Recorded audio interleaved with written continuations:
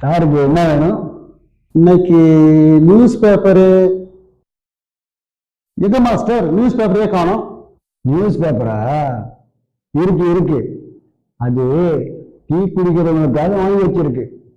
யோ, நான் டீ குடிக்க மாட்டேங்க எப்பயா சொன்னேன்? ஒரு டீ இல்ல, 9 டீ குடிப்பேன். ஓஹோ, யாரு இல்லைன்னா இத காசு கொடுத்து டீ குடிக்கிறது தான் பேப்பரு. அப்படியா?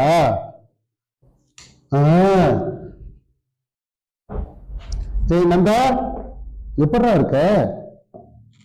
இருக்கேன்.